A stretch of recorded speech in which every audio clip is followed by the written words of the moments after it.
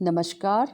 आप सभी का स्वागत है study with JR YouTube channel में। आज के इस वीडियो में हम अध्याय 9 पढ़ रहे हैं और अध्याय 9 का ये पार्ट 2 है, भाग 2 है। इसको हम 2 भागों में पढ़ेंगे। पहला भाग हम पढ़ चुके हैं और आपने नहीं देखा है तो नीचे डिस्क्रिप्शन में लिंक है, वहाँ से देख लीजिएगा। ये पार्ट 2 है और जैसा कि आप जानते हैं चैप्टर का नेम अध्याय 9 विविधता में एकता।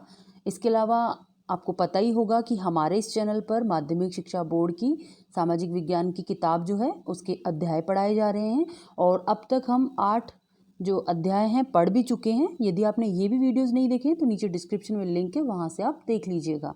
आज हम पढ़ेंगे देश की भौगोलिक विविधताओं के बारे में, ठीक है। तो देखिए, देश की भौगोलिक विविधताओं को देखें तो उत्तर में हिमालय के ऊंचे पहाड़ और गंगा यमुना का उपजाऊ मैदान है। दक्षिण में पठार और समुद्र हैं। तो पश्चिम में रेगिस्तान है।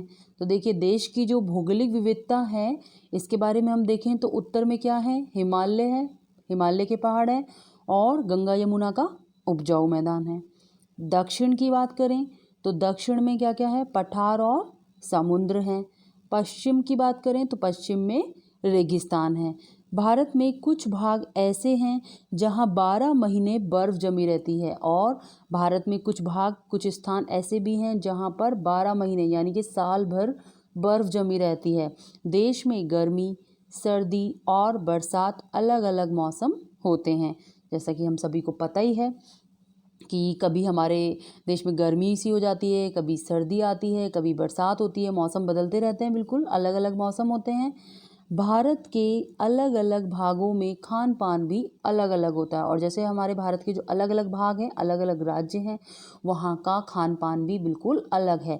उदाहरण के लिए जैसे कि दक्षिण की बात करें तो दक्षिण में इडली डोसा, राजस्थान की बात करें तो राजस्थान में दाल बाटी चूरमा और गुजरात में ढोकला खमन, पंजाब में मक्के की रोटी और सरसों का साग और बिहार में लिट्टी चोखा प्रचलित है। ये हम सब जानते हैं कि दक्षिण में क्या फेमस है। दक्षिण में इडली डोसा और हमारे राजस्थान में दाल बाटी चूरमा, गुजरात में ढोकला खमन और पंजाब में मक्के की रोटी और सरसों का साग। वहीं बिहार में क्या प्रचलित है, लिट्टी चोखा। एक क्षेत्र से दूसरे क्षेत्र के वस्त्रों और पहनावों की शैली में भी अंतर है। हमने देखा था कि जैसे कि पंजाब में अलग पहनावा है, वहाँ का भाषा और पहनावा ये सब अलग है। इसी तरीके से राजस्थान का अलग है, तो इनमें भी डिफरेंस है, इनमें भी अंतर है। अब हम उन कारकों की चर्चा करेंगे जो भारत में विविधता में एकता को स्थापित करते हैं। अब हम क्या पढ़ेंगे, उन कारकों के बारे में पढ़ेंगे जो भारत में विविधता में एकता को स्थापित करते हैं। इतनी सारी विविधताएं, इतने सारे अंतर होने के बाद भी क्या है, भारत में एकता है। तो देखिए, भारत की राष्ट्रीय एकता के कारक। अब हमारा नेक्स्ट टॉपिक है वो है भारत की राष्ट्रीय एकता के कारक। विविधता ने हमारी संस्कृति एवं सभ्यता को समृद्ध ही किया है। विविधता में एकता हमारे देश की विशेषता है। हमारे देश की क्या विशेषता है, विविधता में एकता। एग्जाम में क्वेश्चन बन सकता है, भारत देश की क्या विशेषता है, तो भारत देश की विशेषता है विविधता में एकता। इतने सारे डिफरेंस अंतर होने के बाद भी क्या है, यहाँ पर एकता है जिसकी सराहना पूरी दुनिया में की जाती है। भारत में ऐसे अनेक कारक हैं जो हमारे देश को एकता के सूत्र में पिरो कर रखते हैं। तो देखिए, उन कारकों के बारे में देखते हैं। सबसे पहले है भौगोलिक बनावट। सबसे पहले तो भारत की भौगोलिक बनावट इसे एकीकृत रखती है। उत्तर और उत्तर पूर्व में हिमालय पर्वत, पूर्व में बंगाल की खाड़ी, पश्चिम में अरब सागर और दक्षिण में हिंद महासागर हमें एक खास पहचान देते हैं। देश के अंदर लंबी नदियां एक भाग को दूसरे भाग से जोड़ती हैं। तो ये जो भौगोलिक बनावट है इसके कारण भी क्या होता है, ये भौगोलिक बनावट भी हमारे देश को एकता के सूत्र में पिरोकर रखती है। दूसरा है हमारा स्वतंत्रता संग्राम। ऐतिहासिक रूप से अनेक चक्रवर्ती राजाओं और शासकों ने देश को एकता के सूत्र में बांधकर रखा है। जब अंग्रेजों का भारत पर राज था तो भारत के सभी धर्म, भाषा और क्षेत्र की महिलाओं और पुरुषों ने अंग्रेजों के खिलाफ एकजुट होकर लड़ाई लड़ी थी। हम सभी को पता है कि पहले क्या था कि अंग्रेजों का भारत पर राज था। तो इसकी जो लड़ाई है हमारे देश के सभी महिलाएं और पुरुषों ने मिलकर लड़ी, एकजुट होकर लड़ी, और चाहे वो कोई भी धर्म, भाषा या क्षेत्र के हों। ये सब नहीं देखा उस समय जब ये लड़ाई हुई थी कि हम इस धर्म के हैं, हम इस क्षेत्र के हैं, ये चीज़ें नहीं देखी गई थी। उस समय क्या था, बस अंग्रेज़ों को भगाना था। उस समय तो ये था कि अंग्रेज़ों का राज था, तो उनको कैसे भारत से हटाया जाए। तो देखिए, स्वतंत्रता संग्राम के दौरान उभरे गीत और चिन्ह विविधता के प्रति हमारा विश्वास बनाए रखते हैं। तो दूसरा हो गया हमारा स्वतंत्रता संग्राम। तीसरा है हमारा संविधान। संपूर्ण भारत के लिए एक ही संविधान है, हम सब जानते हैं। पूरे भारत के लिए एक ही संविधान है हमारा, पूरे देश के लिए समान नियम कानून और एक ही नागरिकता है। हमारा संविधान राष्ट्रीय एकता को बढ़ाता है। हमारा जो संविधान है, कॉन्स्टिट्यूशन, ये राष्ट्रीय एकता को बढ़ाता है। हमारे राष्ट्रीय प्रतीक चिन्ह, राष्ट्रगान, राष्ट्रगीत भी देश को एकता के सूत्र में पिरोते हैं। यहाँ पर देखिए, आपको हमारे राष्ट्रीय प्रतीक दिए गए हैं। सबसे पहले राष्ट्रीय ध्वज। हमारा राष्ट्रीय ध्वज कौन सा है? तिरंगा। ये देखिए, हमारा राष्ट्रीय ध्वज तिरंगा। राष्ट्रीय चिन्ह अशोक स्तंभ। राष्ट्रीय चिन्ह कौन सा है? अशोक स्तंभ। राष्ट्रीय पशु बाघ। राष्ट्रीय पशु बाघ। और राष्ट्रीय पक्षी है मोर। राष्ट्रीय पक्षी मोर। राष्ट्रीय पुष्प है कमल। राष्ट्रीय पुष्प कमल। और छठे नंबर पे देखिए राष्ट्रीय खेल। राष्ट्रीय खेल कौन सा है? हॉकी। राष्ट्रीय खेल है हमारा हॉकी। और राष्ट्रगान है हमारा जन गण मन। राष्ट्रगान कौन सा है? जन गण मन अधिनायक जय है, सुना है ना आपने? ये हमारा राष्ट्रगान है। और 8th नंबर पे देखिए राष्ट्रगीत वंदे मातरम। वंदे मातरम, सुना है आपने? ये हमारा राष्ट्रगीत है। अब देखिए, चौथा है सांस्कृतिक एकता। और इसके अलावा देखिए, इसमें एक चीज़ और दी गई है, भारतीय मुद्रा। ये है रुपया। भारतीय मुद्रा क्या है हमारी? रुपया है, जिसका साइन है ये। ठीक है। अब देखिए, चौथा पॉइंट है सांस्कृतिक एकता। हमारे देश में सांस्कृतिक दृष्टि से सभी लोग भावनाओं के आधार पर एक दूसरे से जुड़े हुए हैं। हमने सांस्कृतिक विविधता को अपना लिया है। अपने क्षेत्र के खान पान, नृत्य, गीत, त्योहार, वस्त्र, आभूषण आदि के साथ साथ हमने दूसरे क्षेत्रों की भी इन्हीं विशेषताओं को अपना लिया है। सब साथ मिलकर चलते हैं। एक धर्म के त्योहार को मनाने में दूसरे धर्म के लोग उत्साह से सम्मिलित होते हैं। जैसे कि क्रिसमस डे आता है ना, तो हम सब बनाते हैं। हम ये थोड़ा सोचते हैं कि तो क्रिश्चियन का फेस्टिवल है, हम क्यों मनाएं? लेकिन नहीं, हम बनाते हैं। तो इस तरीके से क्या हुआ है कि जो हमारा भारत है, इसमें वहाँ क्षेत्र, अपने क्षेत्र के खान पान, नृत्य, गीत, त्योहार, वस्त्र, आभूषण, इनके साथ साथ हमने जो दूसरे क्षेत्र की जो विशेषताएं हैं उनको भी अपना लिया है। पांचवा पॉइंट है क्षेत्रीय अंतर्निर्भरता। देश का हर क्षेत्र अपने यहाँ उत्पन्न वस्तु से देश के दूसरे क्षेत्र की आवश्यकताओं की पूर्ति करता है। अनेक आवश्यकताओं के लिए स्वयं भी अन्य क्षेत्रों पर निर्भर है।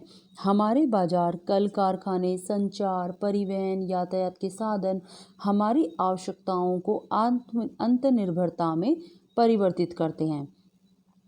इस प्रकार विविधता ने भारत को दुनिया में विविध फूलों वाले एक सुंदर और अनोखे गुलदस्ते के रूप में सजा रखा है। अब हम भारत के ग्रामीण और शहरी जीवन की चर्चा करेंगे। तो ये तो हमने पढ़ लिया कि एकता में जो हमारा भारत है, भारत की राष्ट्रीय एकता के कारक पढ़े हमने। ठीक है। भारत की जो राष्ट्रीय एकता है, इसकी कारक हैं एक तो भौगोलिक बनावट, हमारा स्वतंत्रता संग्राम, हमारा संविधान, और इसके अलावा है हमारी सांस्कृतिक एकता, क्षेत्रीय अंतर्निर्भरता। अब हम पढ़ेंगे ग्रामीण एवं शहरी जीवन। देखिए, ग्रामीण एवं शहरी जीवन में बहुत सा अंतर विद्यमान है।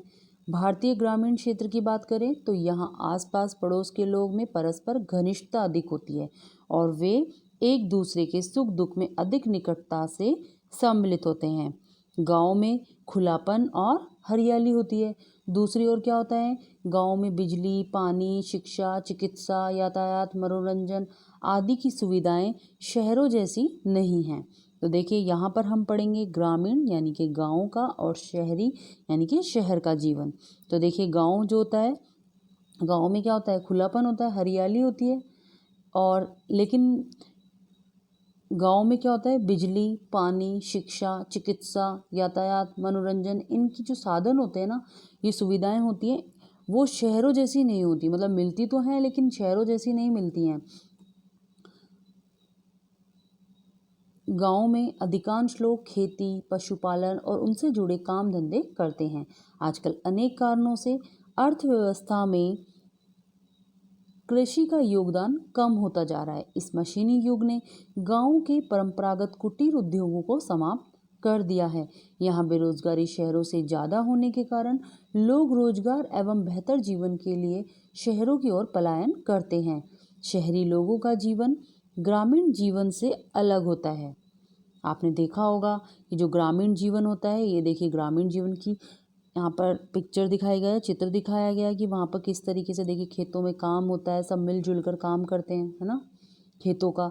और यहाँ पर बस ये है कि ये माइनस फैक्टर थोड़ा सा बिजली की समस्या रहती है। आजकल तो वो भी नहीं रहती है ज़्यादातर गाँवों में, लेकिन पहले के टाइम पे ज़्यादा ही रहा करती थी। बिजली बार बार चली जाती थी, कम आती थी, पानी की समस्या होती थी, दूर दूर से पानी लाना पड़ता था, शिक्षा अच्छी नहीं थी, शिक्षा की व्यवस्थाएँ नहीं थी, अच्छे स्कूल नहीं थे, चिकित्सा की सुविधा अच्छी नहीं थी, डॉक्टर्स अच्छे से नहीं मिल पाते थे, होते थे तो दूर दराज होते थे कि इलाज वहाँ से ले पाना संभव नहीं हो पाता था। यातायात जो ट्रांसपोर्ट होता था वो इतना अच्छा नहीं होता था। और पहले के टाइम पे तो बिल्कुल टांगा जो ये चलते थे, तो घोड़ा गाड़ी और इन सब से होता था आवागमन का साधन। खैर आजकल तो बसें वसें चल गई हैं, लेकिन पहला ऐसे ही था। और मनोरंजन की बात करें तो पहले तो होते ही नहीं थे, अब तो फिर भी होने लग गए हैं मनोरंजन के साधन। तो देखिए ये तो हो गया, हमने पढ़ लिया ग्रामीण जीवन। अब देखिए शहरों के लोग जो होते हैं वो अधिक व्यस्त रहते हैं, है ना। शहरी जीवन भागदौड़ भरा होता है, हम सभी पता है, हम शहरों में रहते हैं तो हमें पता है कि शहरों का कैसे भागदौड़ भरी ज़िंदगी होती है। यहाँ ऊंची ऊंची इमारतों का जाल और वाहनों की रेलमपेल रहती है। बहुत सारे आपने देखा होगा बाहर जब जाते हैं और शहर मेन सिटी में आप जब जाएंगे तो वहाँ देखेंगे इतनी सारी गाड़ियाँ होती हैं कि मतलब वाहनों की रेलमपेल हो जाती है बिल्कुल। तो और ऊंची ऊंची इमारतें, बड़ी बड़ी बिल्डिंग्स। यहाँ हरियाली और खुलापन बहुत कम रहता है। यहाँ पे इतने सारे घर बने होते हैं कि हरियाली और खुलापन बहुत ही कम रहता है। वाहनों और कारखानों से निकला धुआं से हवा और वातावरण प्रदूषित रहता है। अब यहाँ पर इतने ज़्यादा वाहन चलते हैं और दूसरा जो कारखाने होते हैं उनसे भी धुआं निकलता है। कारखाने भी बहुत अधिक होते हैं शहरों में, तो इस कारण से क्या होता है, वातावरण प्रदूषित रहता है। दूसरी ओर शहरों में रोजगार के बहुत से ऐसे क्षेत्र हैं जिनमें योग्यता हासिल करके आगे बढ़ा जा सकता है। और इसके अलावा जो दूसरे जो शहर होते हैं, यहाँ पर क्या होता है, रोजगार के बहुत ज़्यादा साधन होते हैं, तो जिससे क्या होता है, जिसमें योग्यता होती है वो आगे बढ़ जाता है। यहाँ शिक्षा प्राप्त लोगों को रोजगार मिलने की संभावनाएं अधिक होती हैं। जो पढ़े लिखे होते हैं उनको रोजगार मिलने की संभावनाएं अधिक होती हैं। यही कारण है कि लोग ग्रामीण क्षेत्रों से पलायन करके शहरों में बसते जा रहे हैं। बढ़ती जनसंख्या ने शहरों को समस्याग्रस्त कर दिया है। और साथ में बढ़ती जनसंख्या से क्या हो गया है, शहरों को समस्याग्रस्त कर दिया है। जो बढ़ती जनसंख्या है, शहरों में आकर बसने वाले सभी लोगों को पर्याप्त रोजगार व आवश्यक मूलभूत सुविधाएं नहीं मिल पाती हैं। अधिकांश लोगों की कम आय में अपना जीवन गुजारना पड़ता है। उन्हें कच्चे और छोटे घरों वाली ऐसी बस्तियों में रहना पड़ता है जहां बिजली, पानी, शिक्षा, चिकित्सा आदि की जो मूलभूत सुविधाएं हैं इनका अभाव होता है। और इन बस्तियों में चारों ओर गंदगी होती है। बहुत से लोगों को फुटपाथ पर ही अपना जीवन गुजारना पड़ता है और यहाँ भीड़ में रहकर भी व्यक्ति स्वयं को अकेला अनुभव करता है।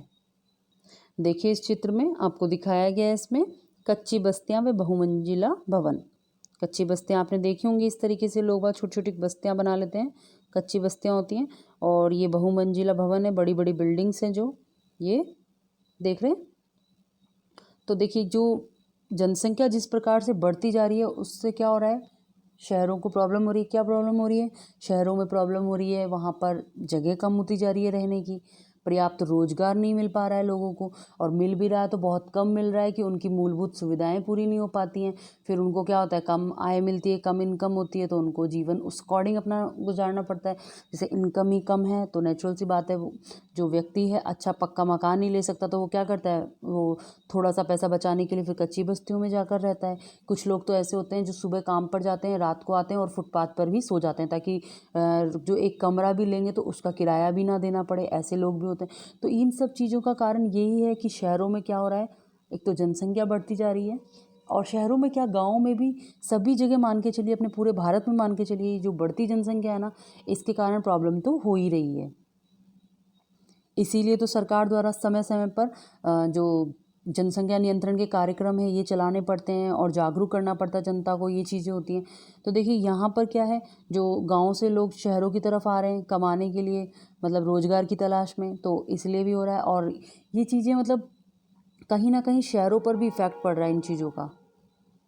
और शहरों में क्या है कि यहाँ भीड़ में भी आ जाते हैं व्यक्ति, तो उसके बाद भी वो अपने आप को अकेले अनुभव करते हैं। मतलब शहरी जीवन इतना व्यस्त हो गया है, यहाँ पर इतनी भागदौड़ है कि मतलब व्यक्ति यहाँ रहकर भी स्वयं को अकेला ही अनुभव करता है।